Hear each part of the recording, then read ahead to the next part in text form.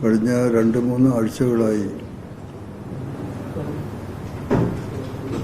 ഇടതുപക്ഷ മുന്നണിയിലെ MLA ആയിരുന്ന അൻവർ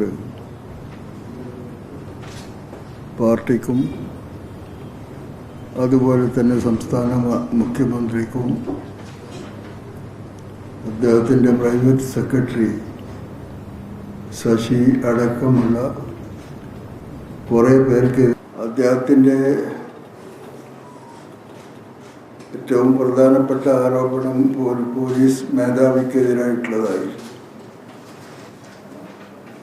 അതുപോലെ തന്നെ പിന്നീട് അതിൻ്റെ തുടർച്ചയായിട്ട് മുഖ്യമന്ത്രിയുടെ പ്രൈവറ്റ് സെക്രട്ടറിക്കെതിരായിട്ടും ആക്ഷേപം ഉന്നയിച്ചു.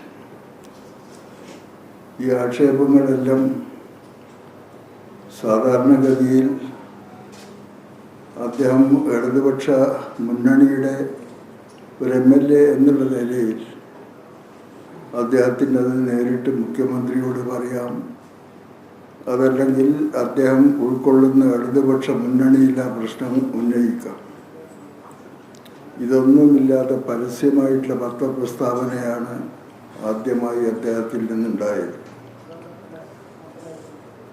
അദ്ദേഹം ഈ ആരോപണങ്ങളെല്ലാം ഉന്നയിക്കുന്ന സമയത്ത് വളരെ ക്ഷമയോടുകൂടി അദ്ദേഹത്തെ അതിൽ നിന്ന് തിരുത്തി പിന്തിരിപ്പിക്കുന്നതിന് വേണ്ടിയാണ് പാർട്ടി ഇടപെട്ടത്. അത് അദ്ദേഹം പറയാൻ ഉദ്ദേശിക്കുന്ന കാര്യങ്ങൾ മൂടി വെക്കാനല്ല, ഈ രീതി ശരിയല്ല എന്ന് അദ്ദേഹത്തെ ബോധ്യപ്പെടുത്താനാണ്.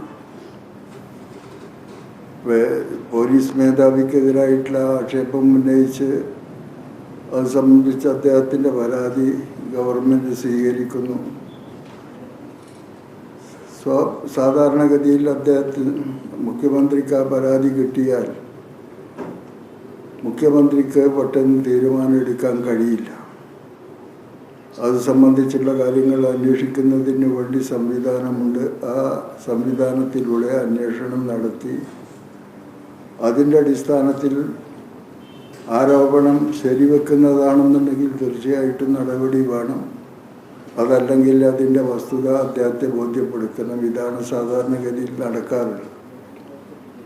പക്ഷേ ആക്ഷേപം കൊടുത്ത് മണിക്കൂറുകൾക്കകം പത്രസമ്മേളനം നടത്തി അതിനെ സംബന്ധിച്ചുള്ള അദ്ദേഹത്തിൻ്റെ വിമർശനം രേഖപ്പെടുത്തുന്നതാണ് നമ്മൾ കണ്ടത്.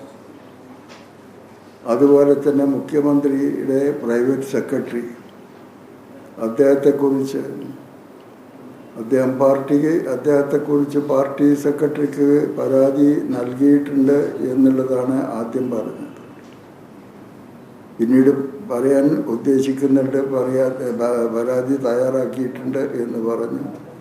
ആ പരാതിയും അദ്ദേഹം കൊടുത്തു. പരാതി കിട്ടിയാൽ അത് അന്വേഷിച്ച് അതിനെ സംബന്ധിച്ച് കാര്യങ്ങൾ മനസ്സിലാക്കി ആവശ്യമായ നടപടി സ്വീകരിക്കാനുള്ള സമയം കൊടുക്കുക എന്നുള്ള സാധാരണ അറിവ് അദ്ദേഹത്തിന് ഇല്ലാത്തത് കൊണ്ടല്ല. പക്ഷേ പരാതി കൊടുക്കുന്നു, അതേ സെക്കൻഡിൽ തന്നെ പത്രസമ്മേളനം നടത്തി കാര്യങ്ങൾ പരസ്യമായിട്ട് പറയുന്നു. ഇത് കാണുമ്പോൾ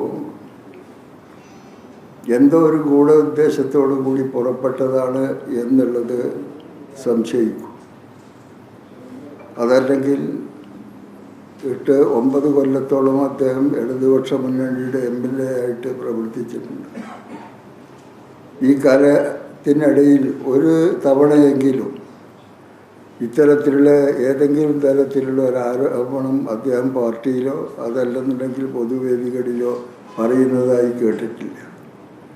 പെട്ടെന്നൊരു സുപ്രഭാതത്തിൽ ഇതെല്ലാം പറയുമ്പോൾ എന്താണ് ഇതിൻ്റെ പിന്നിലുള്ള ഉദ്ദേശം എന്നുള്ളത് ആദ്യം സംശയിച്ച് നിന്നിട്ടുണ്ട്.